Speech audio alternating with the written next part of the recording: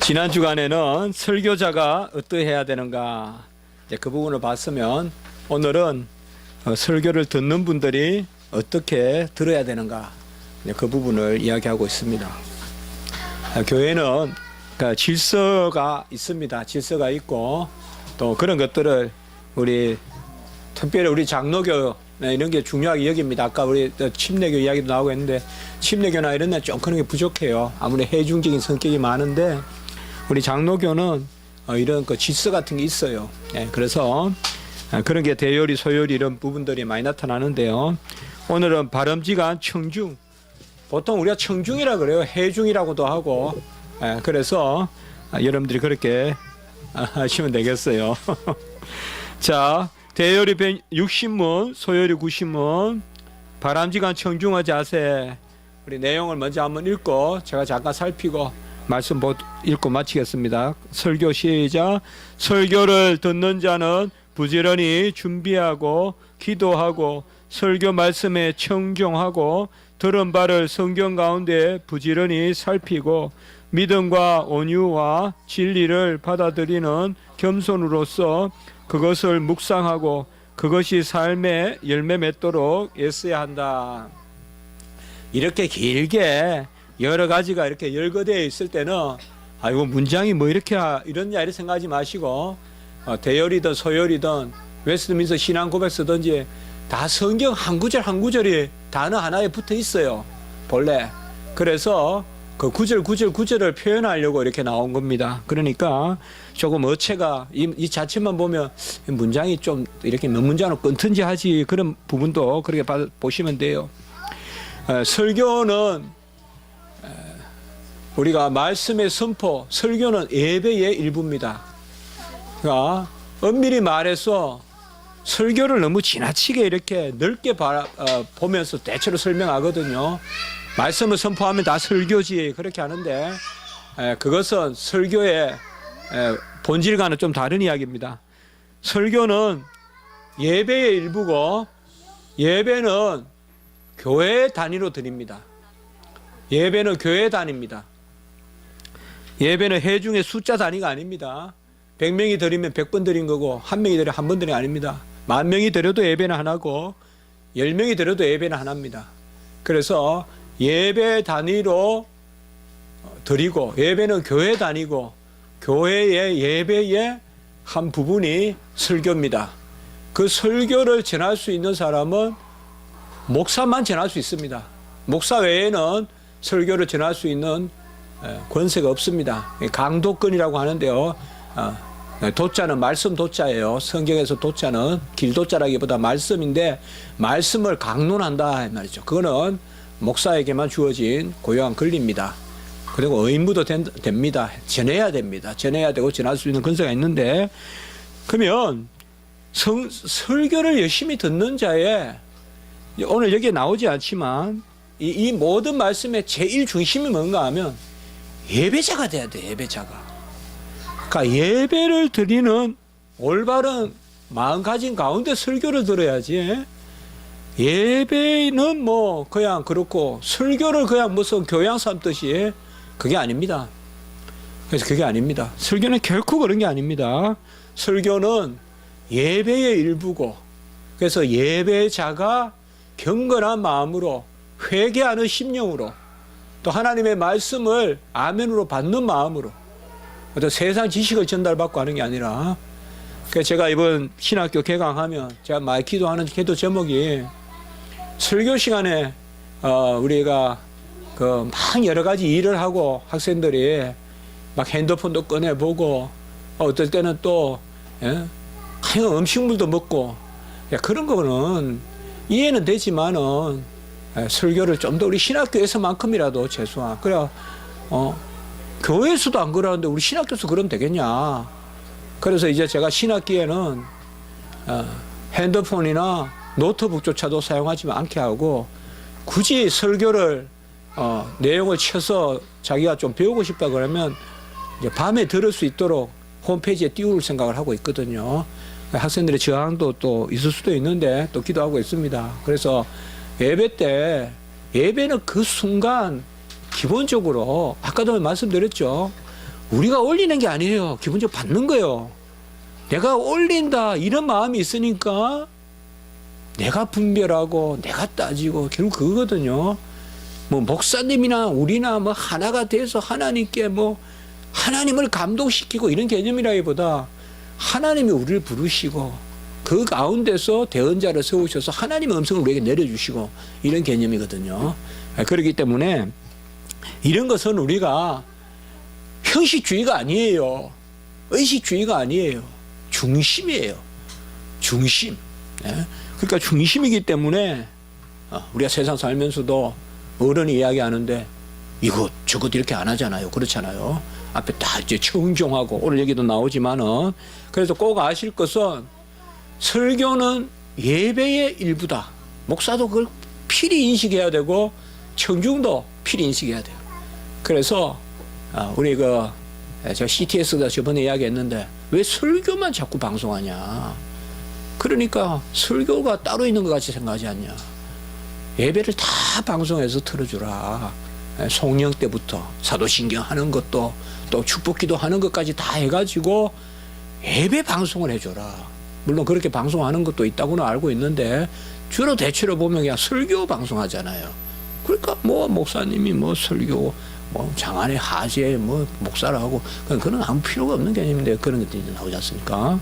예. 그래서 사실상 제가 봐도 가장 잘 전하는 사람은 그저 말씀대로 그냥 전하면 되죠. 말씀대로. 그 부분입니다. 그래서 오늘은 특별히 기본 자세가 예배의 일부로서 설교를 듣는다는 이 마음가짐.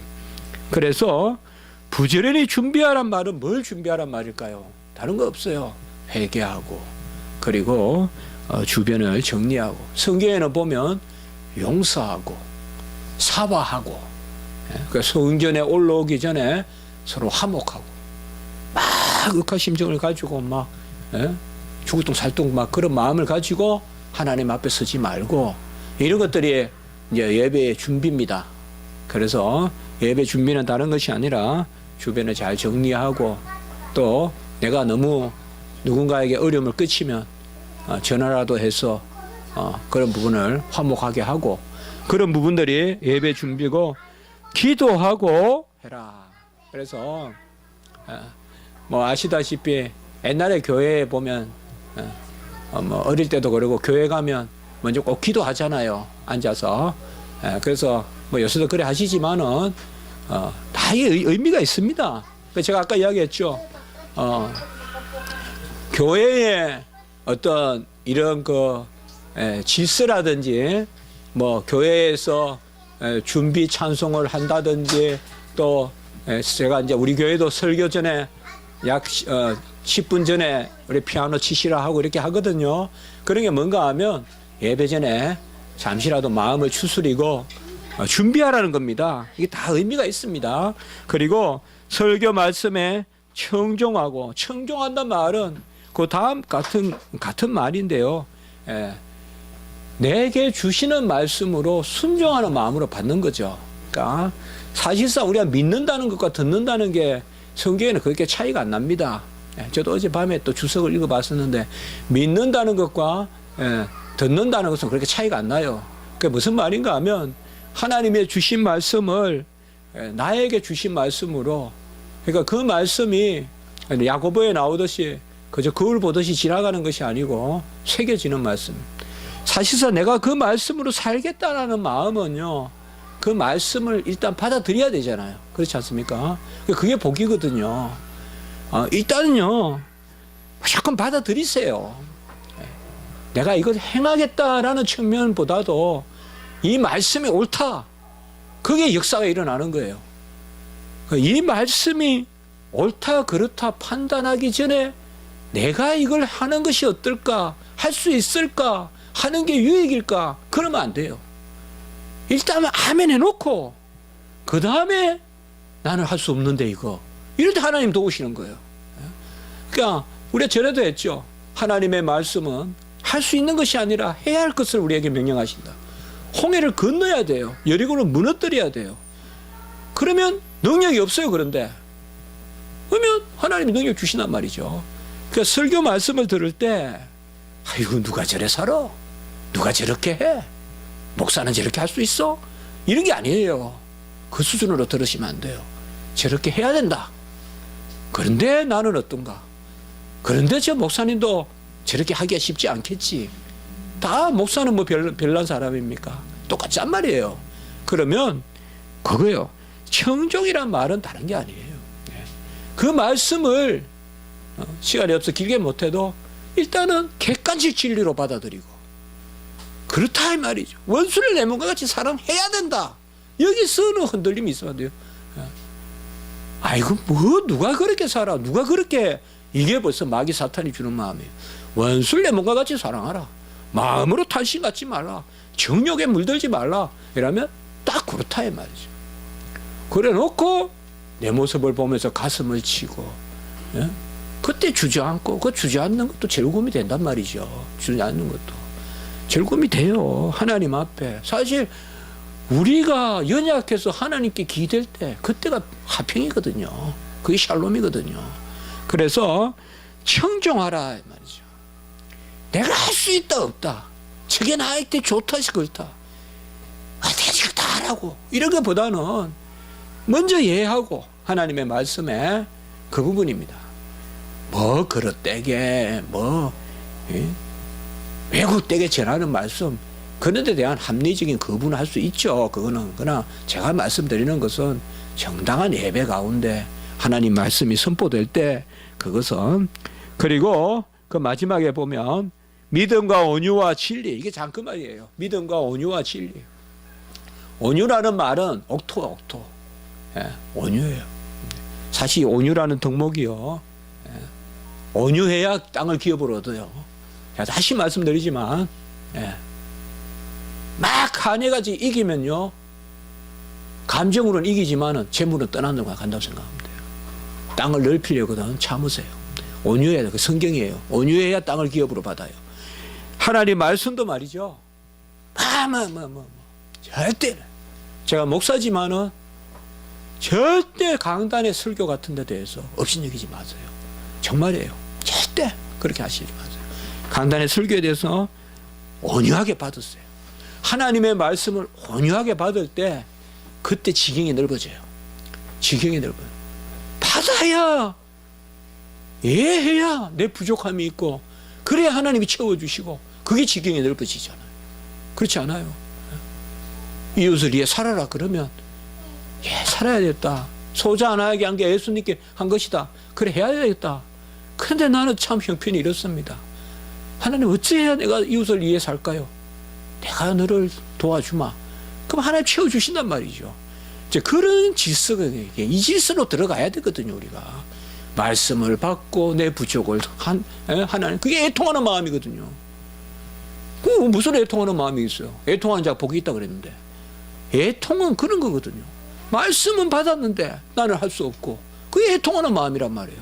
그때 하나님이 위로하시고 복되게 하신다 이 말이죠. 설교도 마찬가지입니다.